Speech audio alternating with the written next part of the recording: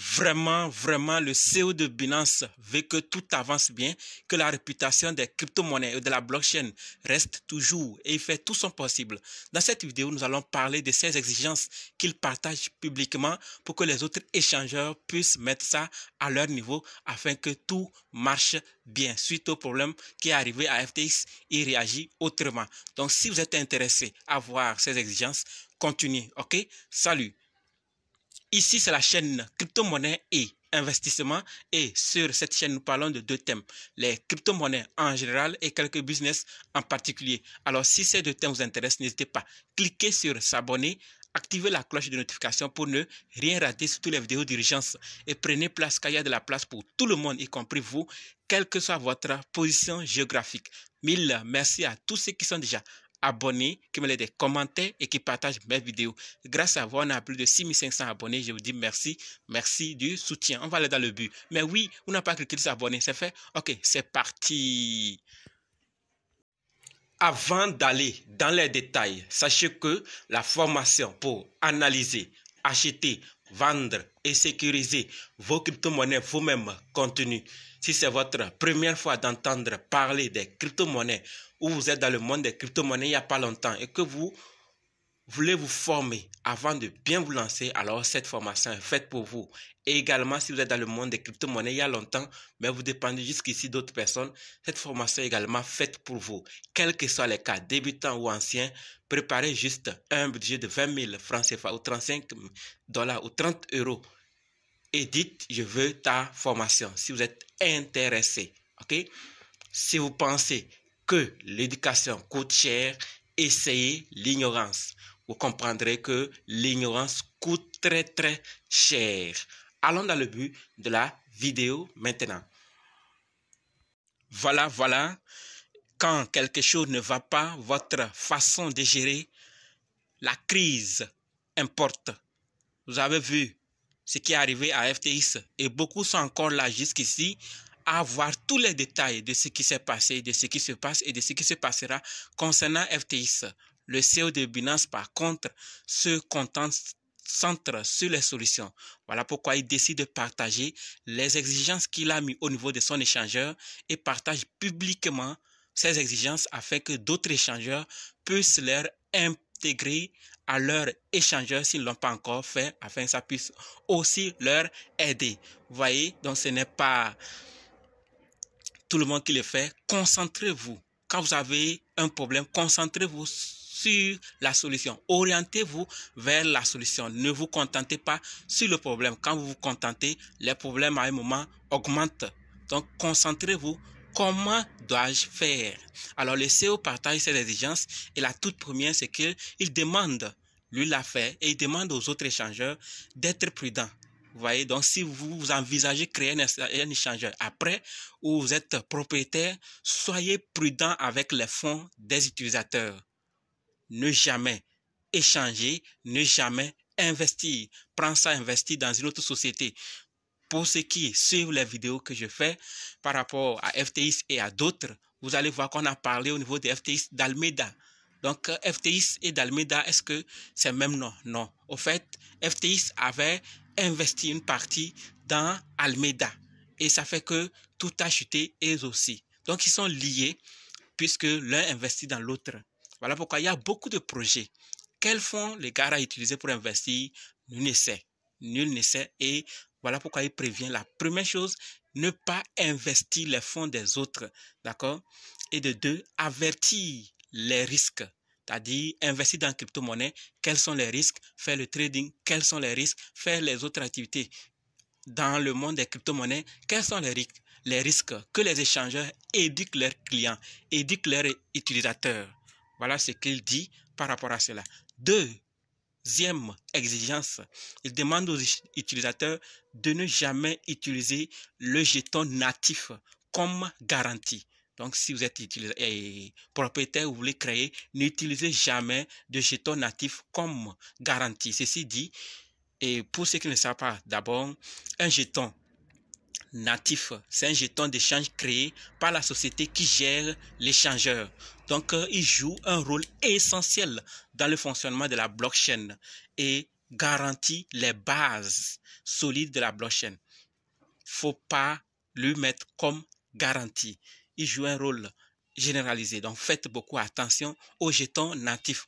Si le problème n'est pas encore arrivé, sûrement certains échangeurs, c'est dû à ça. Donc, prenez cas et intégrez ça à votre échangeur.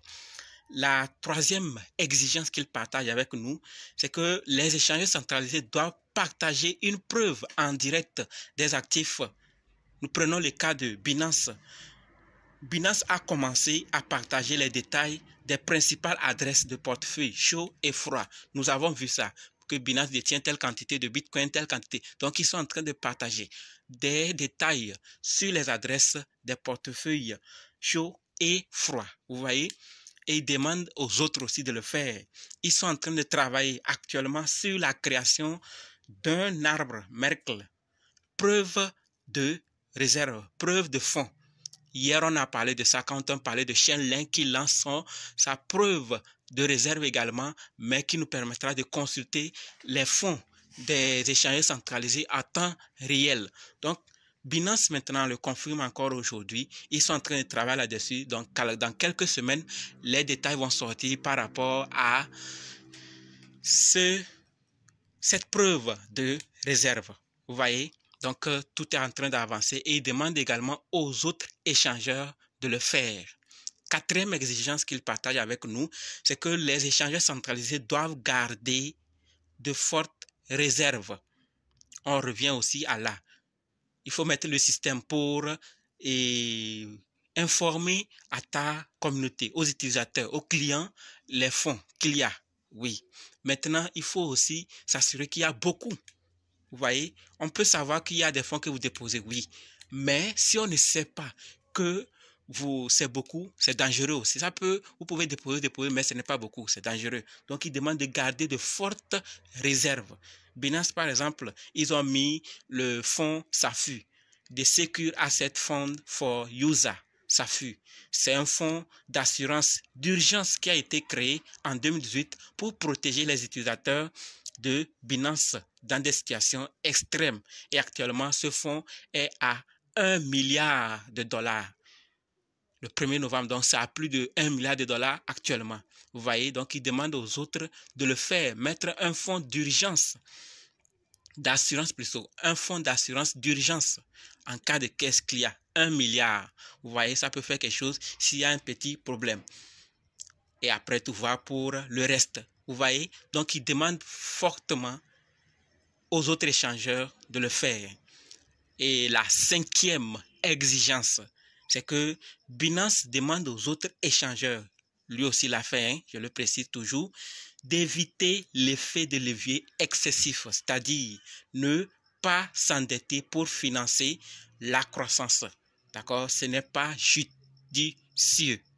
Donc, vous prêtez pour lancer, pour agrandir l'entreprise. C'est risqué. Nous sommes dans le monde des crypto-monnaies. La volatilité est très élevée. Donc, tout peut arriver et vous risquez de tout perdre. On a vu beaucoup de ceux qui sont dans les services concernant les crypto-monnaies qui ont disparu parce qu'ils ont fait prêt, ils ont agrandi, ils ont fait prêt pour démarrer et ensuite ils ont vu que ça ne marche plus, surtout en ce moment de baisse. Beaucoup ont mis les clés sous la porte pour retourner au quartier. Donc, en mettant cette exigence dans vos échangeurs, je pense que ça va beaucoup aider. La dernière exigence, c'est que les échangeurs centralisés ou ceux qui envisagent créer doivent renforcer et appliquer les protocoles de sécurité. D'accord? Donc, ils ont un partenariat solide avec les forces de l'ordre. Pour eux, c'est nécessaire pour soutenir les enquêtes et le recouvrement des fonds volés. Vous voyez? Donc, si vous n'êtes pas en accord, en partenariat, doux ou bien avec les forces de l'ordre, voilà votre échangeur qui coule. Qu'allez-vous faire? Qu'allez-vous faire pour résoudre? Alors que s'il y a des forces de sécurité, ils pourront aussi mettre leurs mains et faire des enquêtes pour voir de A à Z comment ça s'est passé. Donc voilà ce qui est en train d'être fait. Et il faut mettre vraiment en place des mesures KYC et AML strictes.